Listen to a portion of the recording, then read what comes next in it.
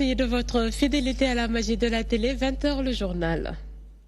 Une plainte plane sur la tête de Ecobank. Les étudiants de l'Université de Dakar qui n'en peuvent plus de la mauvaise gestion de leur bourse traînent la banque en justice. Ils accusent celle-ci d'arnaque et interpellent les autorités. Sandaga, les commerçants contre la démolition du marché, ils rejettent cette idée du ministre Abdou Karim Fofana ainsi que le nouveau plan de réhabilitation proposé. Ils n'entendent pas vider les lieux, disent-ils. On a frôlé le pire sur l'autoroute Seydina Limamoulaye à hauteur de l'école Maria Magnas. 35 blessés, dont 4 grièvement dans un accident de la route. Un véhicule 4x4 et un car Ndiagandiaï sont entrés en collision.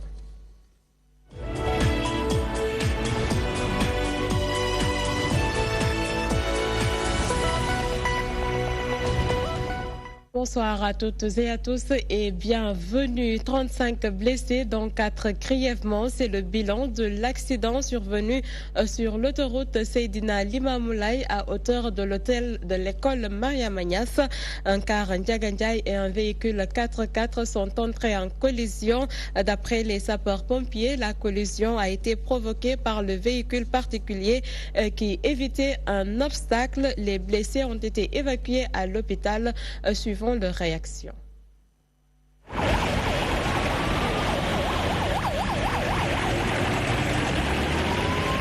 On était naturellement en train de rouler et j'ai juste vu un obstacle devant.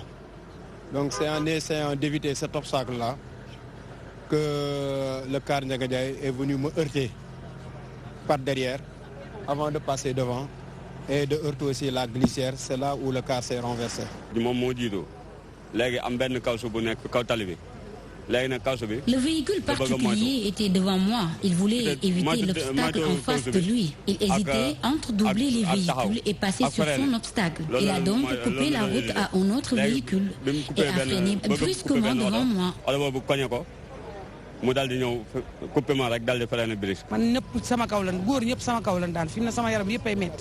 Au moment de l'accident, tous les usagers du véhicule Ndiagandiaï sont tombés sur moi et j'ai vraiment mal partout. J'ai juste cette égratignure, tout mon corps me fait mal. Le chauffeur de Ndiagandiaï est totalement coupable parce qu'il conduisait comme il voulait. Moi-même, je lui ai fait la remarque, mais il ne m'a même pas calculé. Un camion a failli nous heurter avant qu'on arrive même ici. Mais quand même, on rend grâce au bon Dieu. Tout le monde se porte bien.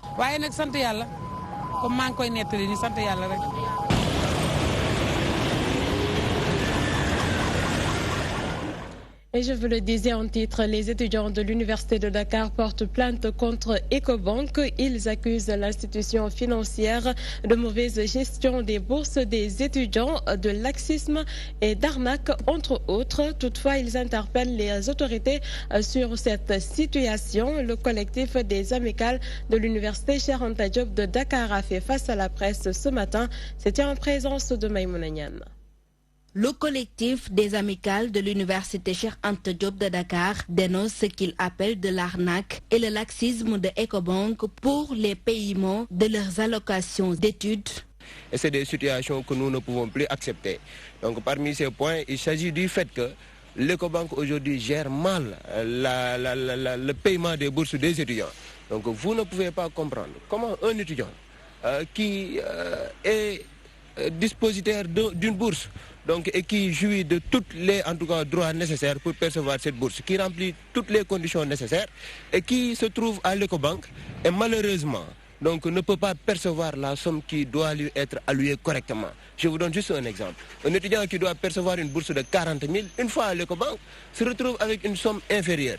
Et depuis bien longtemps, nous interpellons l'Ecobank, mais qui depuis lors montre un laxisme notoire. Le dit collectif a d'ailleurs porté plainte contre Ecobank et interpelle les autorités universitaires. Et d'ailleurs, une plainte a été officiellement déposée contre l'Ecobank pour qu'il puisse répondre de ces accusations. Parce que c'est des situations que nous ne pouvons plus accepter. Les étudiants en ont assez souffert et nous en profitons pour interpeller le ministère de l'Enseignement supérieur directement pour qu'il puisse saisir cette affaire-là et qu'il puisse faire les démarches nécessaires, puisqu'on nous dit que l'Ecobank n'est pas en collaboration directe avec les étudiants, mais il nous faut un interlocuteur pour régler ce problème d'une manière définitive.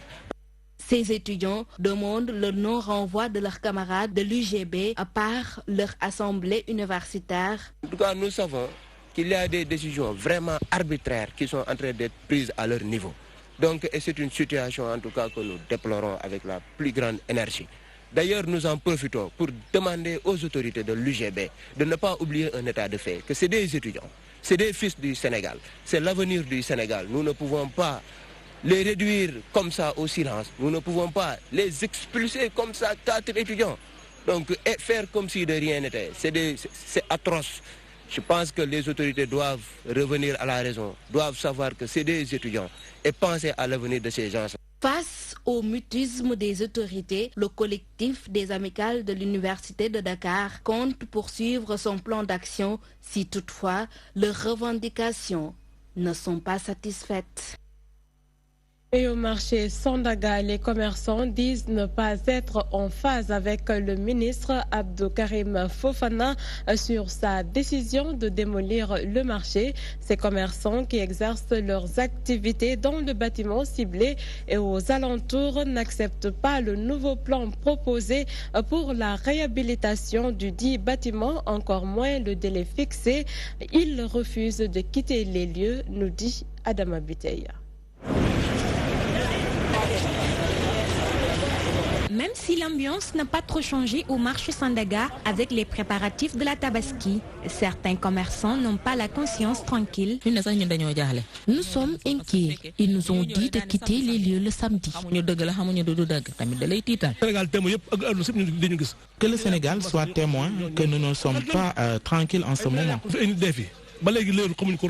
Il s'agit d'un vieux bâtiment. À cause de sa vétusté, le ministre de l'Urbanisme a décidé de le démolir, ainsi que les cantines aux alentours, une nouvelle pas bien accueillie par les commerçants. Nous qui sommes aux alentours du bâtiment, on nous a dit que quand on construit le bâtiment, on doit quitter normalement. Ils ont dit qu'ils vont nous donner le bâtiment là. Mais le bâtiment, ce n'est pas fait pour le commerce. Parce qu'il doit parler d'abord avec ceux qui sont là, d'abord, mais pas avec les maires là. Ces derniers disent ne pas être d'accord sur le nouveau plan proposé. Nous souhaitons avoir le plan que le président Macky Sall avait proposé et non pas celui qu'il vient de nous proposer. S'ils veulent réhabiliter le bâtiment, ils doivent respecter notre choix. Tout de même, ils souhaitent avoir les négociations pour augmenter les délais qui leur ont servi pour le déguerpissement. Il fallait discuter avec nous au préalable et ce serait mieux de nous donner un délai beaucoup plus long. Plus de 300 cantines, Plus de 300 cantines sont là et un bon jour, ils veulent les détruire sans négociation. C'est vraiment malheureux. Ces commerçants ont exposé leur amertume et leur désaccord contre la décision du ministre Abdou Karim Fofana, qui selon eux ne les respecte pas. D'ailleurs, ils ne sont pas prêts à quitter les lieux. Et puis à Ben-Tali, les populations sont confrontées à des pénuries d'eau. Depuis plus de 2 semaines, les habitants de ce quartier peinent à trouver le liquide précieux. Ils sont obligés de se réveiller dans la nuit. Certaines femmes font même des kilomètres pour s'approvisionner en eau. Face à cette situation, elles s'appellent ainsi les autorités sénégalaises à résoudre dans les plus brefs délais ce problème qui hante leur sommeil, suivant le reportage de Aïda Benyas à Ben-Tali. Supportable, les populations de Ben-Tali sont obligées de se réveiller à 4 heures du matin pour s'approvisionner en eau. Les habitants de ce quartier vivent le calvaire car depuis plus de 15 jours, l'eau ne coule plus des robinets. 4 heures du matin, on se réveille à 4 heures du matin jusqu'après la prière, mais on ne voit aucune goutte d'eau. Je vends des boissons, mais depuis que je suis rentrée à la maison, je n'arrive pas à prendre mon bain car il n'y a pas d'eau. J'avais que 2 bouteilles et je viens de faire la lessive avec. Trouver ce liquide précieux est ainsi devenu un vrai parcours de combattant pour ces bonnes dames. Certaines d'entre elles font même des kilomètres pour juste remplir le récipient. On est allé à Grand Dakar, au Khaïma et même jusqu'au Jachlem pour trouver de l'eau. Chaque jour, je dépense 500 francs pour 10 bouteilles d'eau et cela est trop dur pour moi. Le malheur des uns peut bien faire le bonheur des autres et ce gérant de Borne Fontaine ne dit pas le contraire. Il fait de bonnes affaires en cette période de pénurie d'eau.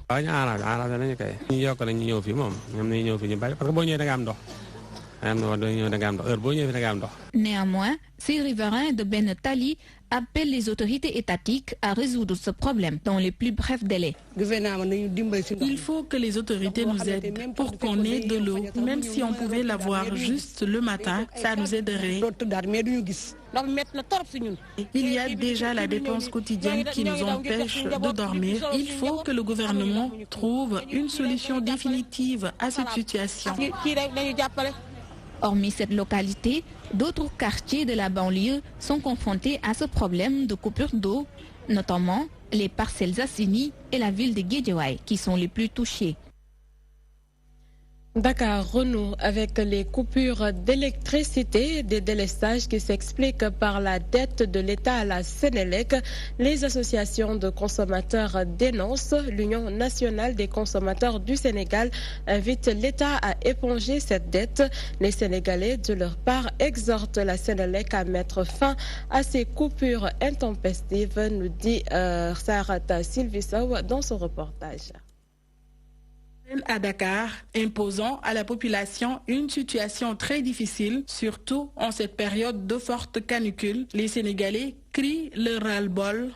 Nous sommes tous inquiets par ces coupures d'électricité qui peuvent parfois durer des heures.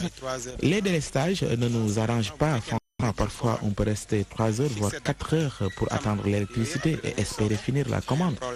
Une situation qui s'explique selon l'Union nationale des consommateurs du Sénégal par la dette due à la Sénélec par l'État. Jean-Pierre Dian alerte sur les conséquences et avise les à se préparer au pire. La Sénélec, de par ce que l'État lui doit aussi à la SAR qui l'approvisionne.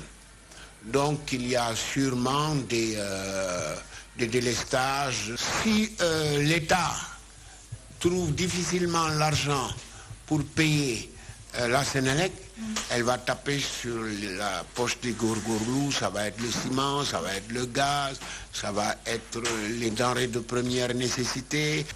Donc il faut s'attendre à ça.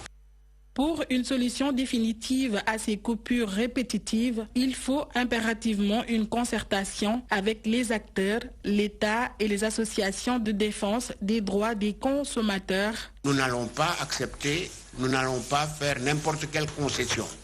Nous allons discuter, nous allons donner le point de vue des consommateurs et des pistes qui vont être des pistes pour résorber le déficit budgétaire. La concertation et l'application de ces concertations. Ainsi, ces Sénégalais appellent l'État à éponger la dette due à la Sénélec. C'est anormal que l'État ait une dette envers la Sénélec. Nous l'invitons à le payer le plus vite possible. Nous demandons à l'État du Sénégal de payer cette dette. C'est nous, les pauvres, qui payons les pots cassés. Au-delà des coupures d'électricité qui persistent, l'annonce prochaine de l'augmentation du Woyofal aussi inquiète la population qui demande plus de considération et le respect des droits des consommateurs. Le reportage de Sarata Silvissaou. Pendant ce temps, des avocats apprécient diversement la sortie du procureur sur l'affaire Guy-Marius Sagna et Adama Gaye. Pour Maître Moussa Sarr, son client est poursuivi pour fausse alerte au terrorisme et non pour diffusion de fausses nouvelles. Toutefois, le juriste apporte aussi des éclairages sur l'article 80 qui sème la polémique autour de l'affaire Adama Gaye. Ramatoulaye Diouf. L'affaire Guy Marius Sagna et Adama Gaye continue d'alimenter les débats. Le procureur entre en scène avec une confusion de la nature des infractions, situation que ces praticiens du droit interprètent de différentes manières. C'est une erreur. Le procureur est un être humain comme moi. Moi qui vous parle, je me trompe. Il m'arrive de me tromper. Donc, il s'est trompé au moment de la rédaction de l'article. Ça peut arriver. C'est pas ça le plus important. C'est une erreur humaine. Mais moi, je pense que lui, en tant qu'autorité, je pense qu'avant de faire un communiqué, il faut que tous les moyens soient réunis avant de s'engager à se prononcer sur une affaire en tant qu'autorité, parce qu'il n'est pas n'importe qui. Pour Maître Moussa Sarr, avocat de l'activiste Guy Marius Sagna, son client n'a jamais été poursuivi pour diffusion de fausses nouvelles, condamné par l'article 255 du Code pénal. Mon client Guy Marius Sagna est poursuivi pour fausse alerte au terrorisme prévu par l'article 429 bis du Code pénal.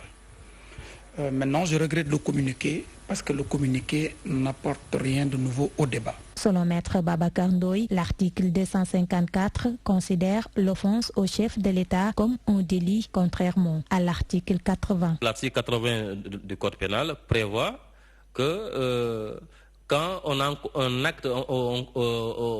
réalise un acte qui tend à compromettre l'ordre public, qui tend à porter atteinte à la sécurité, à jeter le discrédit sur les institutions, là, on peut aussi s'exposer à une sanction de la sorte.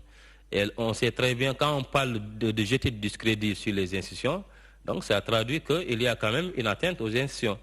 Et le président de la République est une institution, il faut le dire, donc le respect doit être de mise. Il faut savoir que le code pénal, le nouveau code pénal de 2016 prévoit que quand on utilise les nouvelles technologies de l'information et de la communication, notamment l'Internet, en vue de porter atteinte à la considération d'autrui, la loi prévoit que la personne peut s'exposer à une sanction allant de 1 an à 7 ans.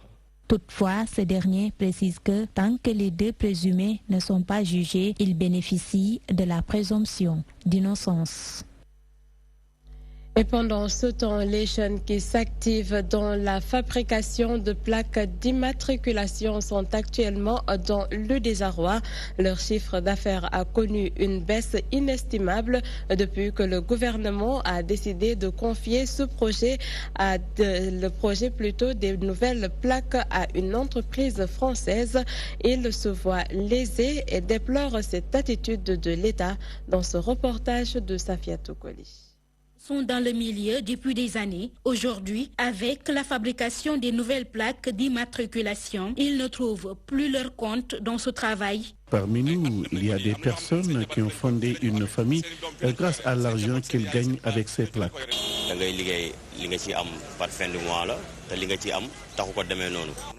On ne gagne plus rien avec ces plaques d'immatriculation, que des miettes. Confiée à une entreprise étrangère, la fabrication de ces plaques pose problème. Ces jeunes ont même peur de perdre leur emploi. Nous n'avons plus d'alternative. Alors, ce métier est tout pour nous. Ils nous ont donné ces nouvelles plaques, mais notre système de travail diffère de celui des fournisseurs et on perd de la clientèle. Ce conducteur trouvé sur place se préoccupe certes de la situation de ces jeunes, mais dénonce le processus trop long et le prix exorbitant de ces plaques. Je pense qu'on devait parler avec les gens parce qu'il y avait des jeunes qui travaillaient sur les plaques d'immatriculation, des jeunes Sénégalais de bon temps. C'est vraiment difficile, d'autant plus que le processus est très long. En plus, c'est trop cher. Ils pensent que l'État doit encourager l'entrepreneuriat, mais pour eux, c'est tout à fait le contraire actuellement. L'État nous a tordu la main. En plus, nous ne pouvons pas lutter contre lui. Dans ce projet, l'État est passé à côté de la plaque. Il devrait confier le travail à des nationaux. Sur fond blanc, avec des écritures noires, une numérotation sur 7 positions alphanumériques, suivie du code régional et départemental, le motif des plaques d'immatriculation a complètement changé, mais À Colobane, les jeunes fabricants se plaignent de la démarche de l'État concernant la confection de ces nouvelles plaques. Et puis, augmentation des prix de l'oignon et de la pomme de terre en cette veille de fête. L'UNACOIS Diapo interpelle le gouvernement. L'organisation commerçante invite l'État à prendre des mesures contre les commerçants véreux. L'Union nationale des commerçants et industriels du Sénégal s'est aussi prononcée sur la hausse du prix du ciment. Elle prend acte de cette décision gouvernementale. Nous allons écouter à ce propos Ousmane Sindiaï, directeur de l'UNACOIS Diapo. Je ne saurais vous dire ce qui explique la hausse de l'oignon et des pommes de terre si cela existe. Je sais qu'il y a un mécanisme de régulation qui a été mis en place, que les importations sont gelées, donc les commerçants n'ont pas de stock. Ils s'approvisionnent auprès de ceux qui ont des stocks d'oignons locaux et de pommes de terre locales. Est-ce que les conditions d'accès à ces stocks sont faciles, sont simples? Où se situe le niveau de spéculation des prix? Nous pensons qu'il y a une surveillance que les services techniques de l'État doivent faire de manière à ramener le marché dans des proportions raisonnables. L'UNACOIS ne soutient aucune forme de hausse de prix, quel que soit le produit, surtout dans ce contexte de préparation de la tabaski. Et si le président a annoncé une hausse sur le ciment, nous en prenons acte et nous verrons comment l'intégrer dans le cadre de nos activités. Le souci, c'est de voir simplement est-ce que le consommateur est dans les dispositions de mettre 5 000 francs de plus. Si le président l'a annoncé, c'est parce qu'en réalité, c'est une hausse qui se justifie.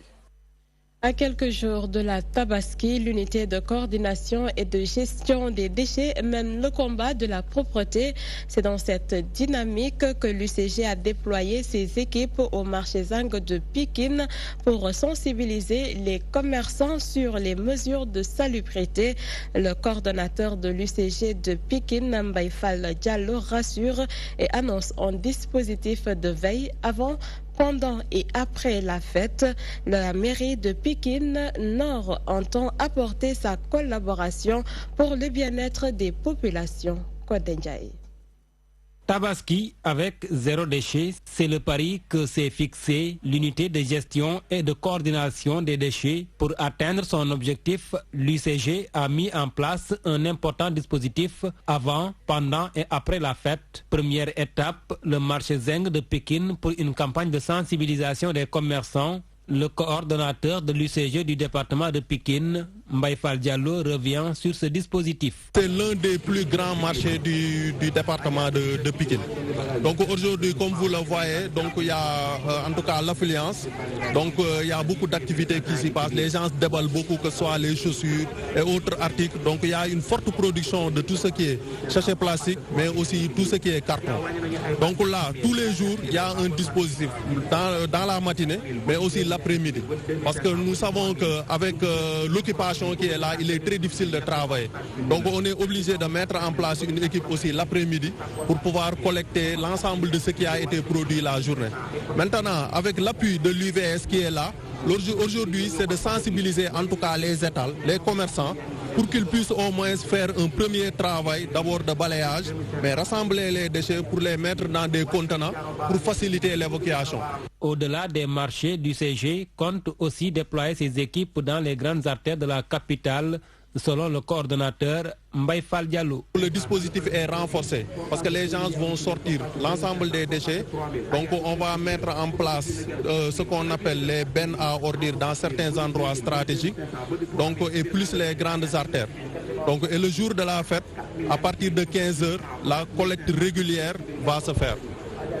Donc aujourd'hui, si nous faisons la synthèse de toutes ces actions, donc on verra que globalement, la fête doit pouvoir se dérouler dans d'excellentes conditions pour éviter des débordements. Donc au-delà de ces activités ponctuelles pour gérer la production des déchets des ménages, il y a ce qu'on appelle la collecte dans les sites de forte production. L'UCG prend certes les devants, mais se projette déjà sur la période d'après Tabaski où les artères de la capitale sont transformées en dépotoirs. N'oublions pas aussi le contexte dans lequel nous travaillons. Le président de la République même s'est engagé dans le Sénégal zéro déchet. Aujourd'hui, des instructions très fermes ont été données par le coordonnateur Ousmane Daw. C'est de travailler de telle sorte que le lendemain de la fête, qu'il y ait zéro déchet. Donc, en principe, il n'y aura pas de tas, ni de dépôt, ni quoi que ce soit.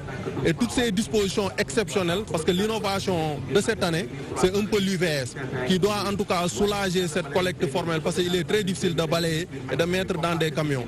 Mais si les commerçants, les populations, les ménages en l'occurrence, les charretiers aussi que l'on devrait sensibiliser, donc en tout cas respecter le dispositif qui est là, on s'en sortira haut les mains pour la Tabaski. Nettoyer est bon, mais ne pas salir est encore mieux.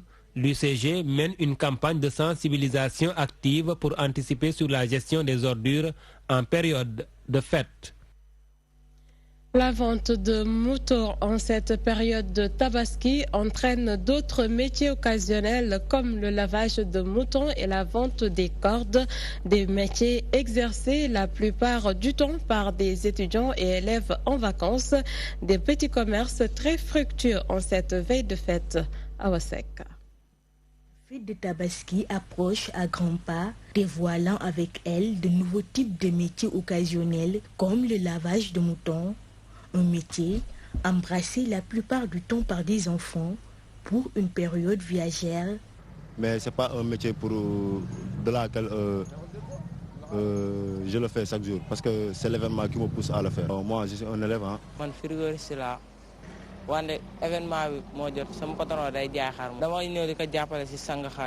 Contrairement pour cet étudiant, ce métier alterné aux études a toujours été son gagne-pain. C'est une profession que je fais chaque jour. Durant toute l'année. Donc c'est pas occasionnel. Je le fais chaque jour. Un métier très fructueux en cette veille de fête. On lave les moutons par groupe. Parce que si c'est par détail, tu ne vas pas rien gagner. Mais si c'est par groupe, tu peux pas calculer le groupe et tu vas totaliser l'argent, on peut te payer. Mais si c'est par un mot, ça dépend seulement des clients. Parfois il y a des clients, ils peuvent venir te donner 5 000 francs pour une seule mouton. Et chaque jour, si tu laves bien, tu peux gagner même 10 000 francs, 8 000 francs. En cette période de vacances coïncidant avec les fêtes de Tabaski, beaucoup d'élèves et étudiants se ruent vers le lavage de moutons et la vente de cordes, un moyen pour eux d'assurer les frais de scolarité pour la prochaine année académique. Pendant ce temps, l'UNACOIS Diapo veut mettre fin aux difficultés et problèmes des producteurs horticoles et des commerçants et industriels. Elle a réuni les acteurs de ce sous-secteur pour élaborer un modèle économique de contractualisation dans les filières horticoles, un modèle dans le but de lever les contraintes du secteur. Omar Danso. Plus compétitifs les produits horticoles et répondre à la demande des marchés internationaux. Les acteurs de ce sous-secteur agricole se sont retrouvés sous l'égide de l'Union nationale des commerçants et industriels du Sénégal, UNACOIS Diapo, afin de mettre en place un modèle économique contractuel. Nous pensons que là, il y a une grosse opportunité, à la fois une opportunité d'affaires, une opportunité d'investissement, une opportunité de croissance et d'emploi dans notre pays que nous avons voulu saisir, que nous avons voulu également positionner nos compatriotes sénégalais, qu'ils soient producteurs, commerçants ou industriels, de manière à maximiser justement notre position dans le marché et nos parts de marché. Tel est l'objectif de cet atelier. L'enjeu, lever les contraintes et les difficultés liées à la contractualisation dans ces filières horticoles. Les difficultés récurrentes de commercialisation des productions locales tiennent principalement au manque de planification de l'arrivée de la production et des récoltes sur le marché, à l'absence de structuration et de spécialisation des différents acteurs de la chaîne de valeur, à l'insuffisance du financement de la production, à l'insuffisance des capacités de conservation